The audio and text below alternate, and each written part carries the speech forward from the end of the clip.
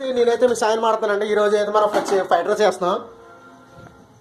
Fried rice సంబంధించింది ఇదిగో పచ్చిమిరకాయలు అయితే పచ్చిమిరకాయలు వేస్తాం, క్యాలీఫ్లవర్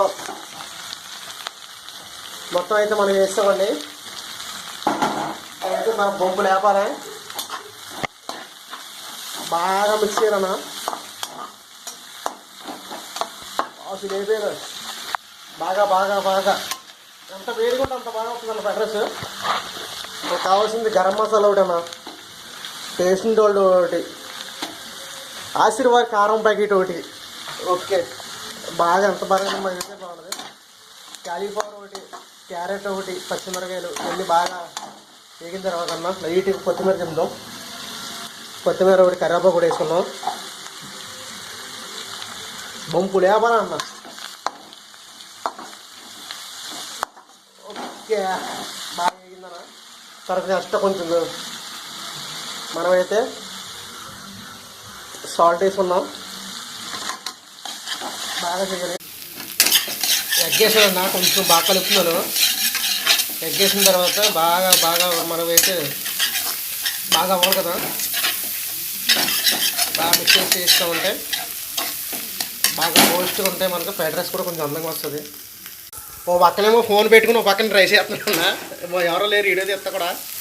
మనమైతే చికెన్ ఫ్రైడ్ రైస్లోకి బాగా కలుపుకుంటే మన రైస్ ఎంత పడుతుంది చేసుకోవచ్చు.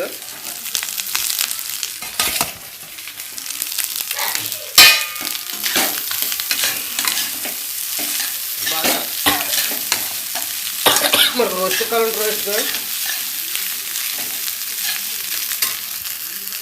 హై ఫ్రెండ్స్, అయితే చూసారు కదా ఎలా మనమైతే అయిపోయింది. ఎగ్ ఫ్రైడ్ రైస్ అయిపోయిందన్న. కొంచెం వెల్లుల్లి సౌండ్ ఇటువంటి బొంపు లేపుతుంది. వీడియో నచ్చితే సబ్స్క్రైబ్ చేస్తే లైక్ చేయాలన్నా. ఓకే, కొంచెం బాగా ఇష్టం బొంపు లేపుద్ది, పొడి ఆడుతుంది సార్. వీడియో నచ్చితే సబ్స్క్రైబ్ చేసి లైక్ చేయాలన్నా. స్టార్ట్ పేరు లైక్ చేయరు, లైక్ కరో. కొంచెం బాగా రోస్ట్ బాగాలేద్దాం.